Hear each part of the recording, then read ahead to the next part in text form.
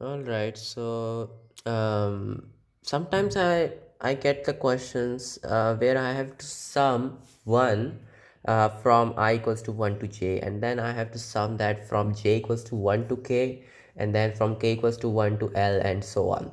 So that thing is very tedious, and that's why I'm going to derive a general formula so that I can do that thing fast enough. Okay, so we will be using the following identity. It's called Pascal's identity, maybe. Okay, so from that identity we can derive the hockey stick identity, which is basically the following: that n plus 1 choose r plus 1 is the same thing as a summation from k equals to r to n of k choose r. And then I have kind of manipulated the bounds of this summation to get the following. So I've set k minus r minus 1 to be ar and n minus r minus 1 to be ar plus 1, and then I just substituted these values to get the following equation. So we get the summation from ar equals to 1 to a sub r plus 1 of ar plus r minus 1 choose r. Okay, and that's going to be equal to a sub r plus 1 plus r choose r plus 1. That's just by substituting these things into this equation. Okay, and then from this equation maybe we can just start generating some equations for values of r. So like we can generate an equation for r equals to 0, for r equals to 1, for 2 and 3, and so on. And then you can notice some stuff over there that a2 plus 1 choose 2, that happens to be in two equations, I mean two consecutive equations in fact. So from that we can get inspired, and then maybe we can substitute the value of a2 plus 1 choose 2 from the r equals to 1 equation into the r equals to 2 equation, and then do this for for every such terms.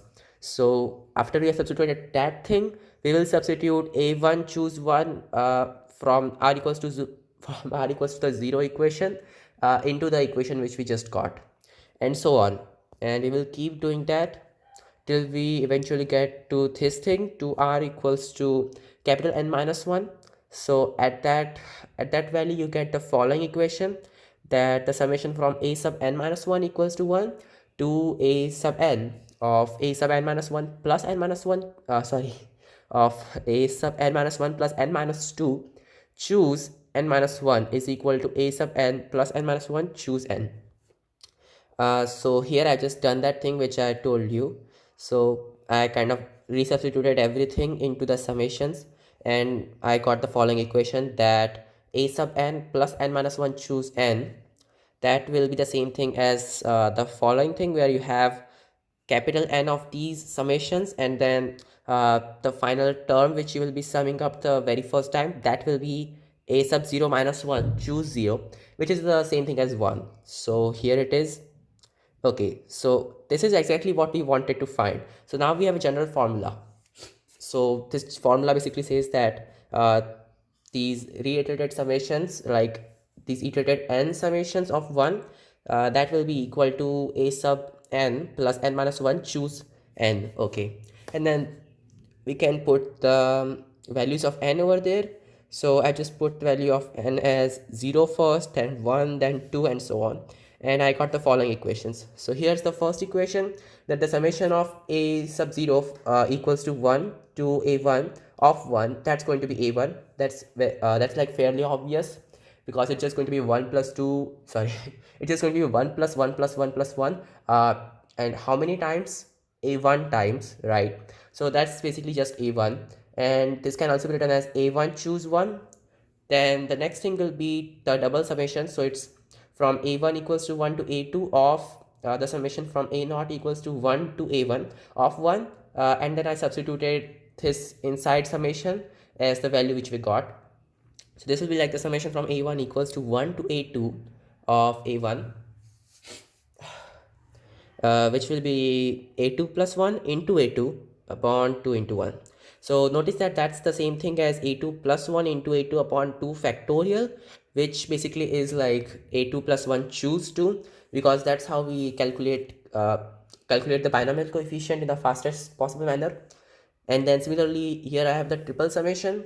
So it is going from a2 equals to 1 to a3, and then inside there is a summation from a1 equals to 1 to a2 of the summation from a naught equals to 1 to a1 of 1. So substituting the two summation which are inside, I get the following. It's the same thing as the summation from a2 equals to 1 to a3 of a2 plus 1 into a2 upon 2 into 1 or 2, whatever. So you can either just go through the whole process of deriving the formula for this summation, or you could use the fact which we just proved to get the following, that this will be equal to a3 plus 2 into a3 plus 1 into a3 upon 3 factorial, which is the same thing as a3 plus 2 choose 3. And then similarly I have a formula for 4 summations, and then you can build up some formulas for 5, 6, 7 and so on, how many ever summations you want, because basically we just got a general formula for capital N solutions. So yeah, I hope you enjoyed the video, and I will see you in the next one.